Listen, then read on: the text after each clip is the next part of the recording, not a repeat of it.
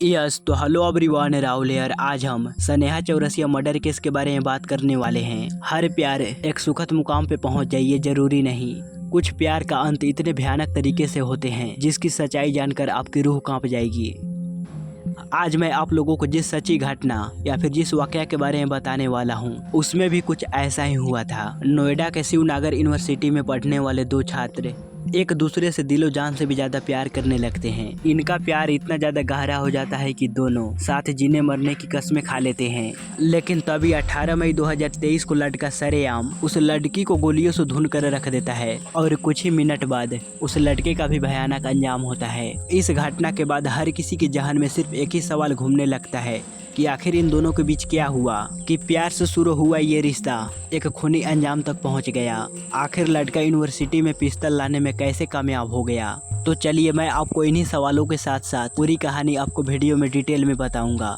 इस पूरी घटना के दौरान पुलिस इन्वेस्टिगेशन में जो चीजें सामने आई थी वो भी बहुत ही ज्यादा चौंकाने वाली थी। स्नेहा चौरसिया कानपुर के ओम नगर के रहने वाली थी, मगर उसने 3 साल पहले अपना एडमिशन नोएडा के शिवनागर यूनिवर्सिटी में करवाया था। घटना के समय स्नेहा BA 3rd ईयर की स्टूडेंट थी। यूनिवर्सिटी में 12 मई 2023 को एग्जाम खत्म हो चुका था और काफी स्टूडेंट की छुट्टी हो गई थी और वो अपने घर चले गए थे। लेकिन स्नेहा सहित कुछ स्टूडेंट अभी भी यूनिवर्सिटी में मौजूद थे, क्योंकि 26 मई को यूनिवर्सिटी में दीक्षांत समारोह का आयोजन होने वाला था।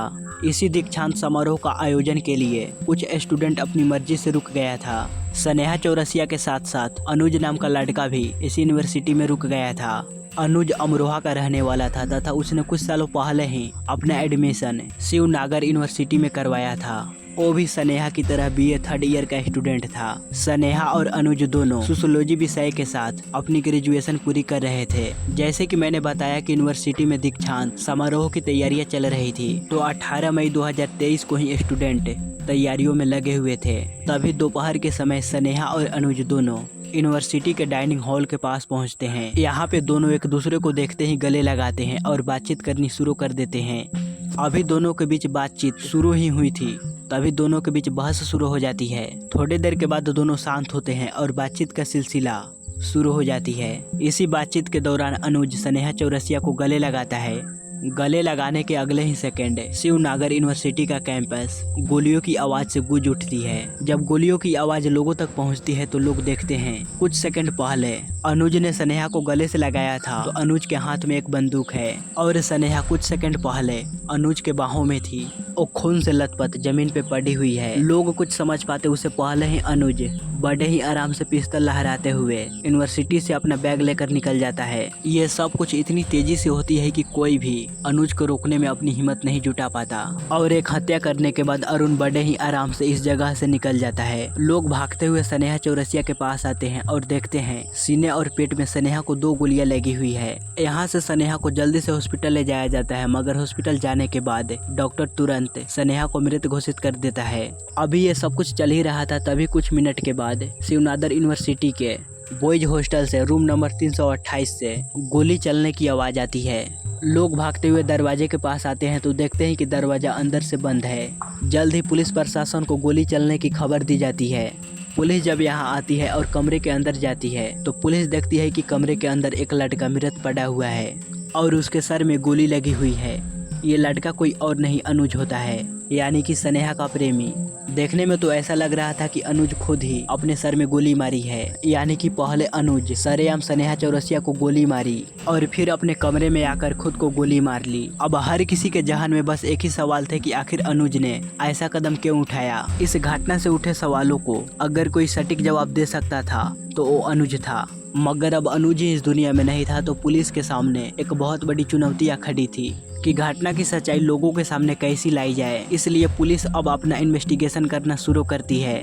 पहले तो दोनों की डेथ बॉडी को, यानी कि स्नेहा और अनुज की डेथ बॉडी को पोस्टमार्टम के लिए भेजा जाता है। पोस्टमार्टम होने के बाद दोनों की डेथ बॉडी को दोनों के परिवार वालों को सौंप दिया जाता है।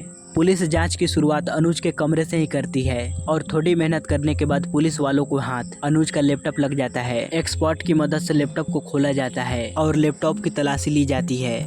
इसी लैपटॉप की तलाशी के दौरान एक वीडियो मिलता है जिसे अनुज ने खुद रिकॉर्ड किया था। ये वीडियो पूरे 23 मिनट का था और इससे पुलिस वालों को कई सारे सवालों का जवाब मिल जाते हैं। मैंने बहुत अच्छा लड़का था यार। I was a good boy. मैं कभी किसी को फालतू परेशान नहीं करता था, कभी किसी को कुछ उल्टा सीधा नहीं बोलता था। मैंने इसे मना किया था पहले स्टार्टिंग में, क्योंकि 2-3 दिन पहले से मुझे लग रहा था कि she will be proposing me and I don't want to lose you, so we will be best friends but not in a relationship. Anuj द्वारा घटना से कुछ दिन पहले रिकॉर्ड किए गए इस वीडियो के मुताबिक स्नेहा और अनुज नए नए यूनिवर्सिटी में एडमिशन लेते हैं। तभी इन दोनों की मुलाकात होती है और यहीं पे इन दोनों के बीच दोस्ती होती है। इसी दोस्ती के दौरान स्नेहा बताती है कि मैं किसी अंशु नाम के लड़के से प्यार करती थी, मगर अंशु मुझे बहुत ही ज्यादा परेशान करता है और स्नेहा को अंशु के साथ रहने में घुटन महसूस होती है। इसलिए अंशु के रिलेशनशिप से निकलने के लिए स्नेहा अनुज की मदद मांगती है। अनुज के बयान के मुताबिक अनुज स्नेहा को अंशु के रिलेशनशिप से निकालने के लिए बहुत मेहनत करता है। अनुज की इस मदद से स्नेहा धीरे धीरे कर अनुज को पसंद करने लगती है। इस वजह से दोनों की दोस्ती समय के साथ और भी ज्यादा गहरी हो जाती है, जो एक वक्त पे जाकर दोनों के बीच प्यार हो जाती है। अंशु से आज़ादी मिलने के बाद स्नेहा अनुज को प्रपोज करती है, लेकिन अनुज स्नेहा को ये कहते हुए रिजेक्ट करता है कि हम दोनों एक दोस्त के तौर पे ही सही है। मगर समय के साथ अनुज भी स्नेहा को पसंद करने लगता है और दोनों रिलेशनशिप में आ जाते हैं। अपने द्वारा रिकॉर्ड किए गए वीडियो में अनुज आगे बताता है कि हम दोनों का रिलेशन कुछ दिनों तक तो ठीक चला, दोनों एक दूसरे से जीने मरने की कस्में खा रखी थी, मगर बीतते समय के साथ स्नेहा के बर्ताव में बदलाव आने लगते हैं और धीरे धीरे कर दोनों के बीच लड़ाइयाँ होनी शुरू हो जाती है। फिर एक समय बाद स्नेहा अनुज को कहती है कि मुझे अपना करियर बनाना है, मेरे भी कुछ सपने हैं जिसे पूरा करना है, मगर इस प्यार के चक्कर में मेरे सपने और मेरे घर वाले के सपने पीछे छूट रहे हैं। इसलिए मैं इस रिश्ते को खत्म करनी चाहती हूँ और अपना पूरा ध्यान पढ़ाई की तरफ लगाना चाहती हूँ। अनुज के बयान के मुताबिक स्नेहा का ऐसा कहने पर अनुज स्नेहा को समझाने की कोशिश करता है, मगर स्नेहा के जिद करने पे अनुज कहता है कि ठीक है, हम दोस्त बनकर रह सकते हैं। मगर स्नेहा दोस्त बनने से भी मना करती है और इस रिश्ते को खत्म कर देने के लिए कहती है। अनुज आगे बताता है कि स्नेहा ने मुझसे रिश्ते तोड़कर अपनी करियर पर पूरा ध्यान दे रही होगी, मगर एक दिन अनुज स्नेहा का लैपटॉप एक्सेस करता है और उसके व्हाट्सएप चैट से लेकर कई सारे सीक्रेट मैसेज पढ़ लेता है, जिससे मालूम पड़ता है कि स्नेहा अब किसी दूसरे लड़के आशुतोष के साथ रहने लगी है। इसलिए उसने अपना रिश्ता अनुज से तोड़ ली। जब अनुज को मालूम पड़ता है कि उसने किसी दूसरे लड़के की वजह से मुझे छोड़ा है, तो अनुज अपना होश खो बैठता है और उसी दिन तय कर लेता है कि स्नेहा ने मुझे धोखा दिया है तो इसकी सजा उसे जरूर मिलेगी। इसी के बाद अनुज मौके में लगा रहता है और जब उसे मौका मिलता है तो 18 मई 2023 को पहले तो अनुज उसे गले लगाता है और थोड़ी नोक-झोंक के बाद अनुज उसके सीने और पेट में गोली मार देता है। कुछ समय बाद वो खुद अपने हॉस्टल के कमरे में जाकर आत्महत्या कर लेता है। अनुज अपने वीडियो में जो कुछ भी कहा था उस बात की सच्चाई पता करने के लिए पुलिस अपनी जांच आगे बढ़ाती है, तो कुछ और खुलासे होते हैं। जांच जब आगे बढ़ती है तो अनुज ने जो कहानी हम लोगों को बताई थी उस कहानी से उल्टा एक और कहानी सामने आती है। आगे के जांच के मुताबिक ये सही था कि अनुज और स्नेहा के बीच दोस्ती हुई थी, मगर एक समय बाद अनुज स्नेहा को परेशान करना शुरू कर दिया था। स्थिति इतनी ज़्यादा बिगड़ गई थी कि मार्च 2023 में आधिकारिक तौर पे ईमेल के जरिए यूनिवर्सिटी प्रशासन के सामने स्नेहा अनुज की शिकायत करते हुए कहती है कि वो मुझे परेशान कर रहा है। स्नेहा की इस शिकायत के बाद स्नेहा और अनुज की काउंसलिंग करवाई जाती है।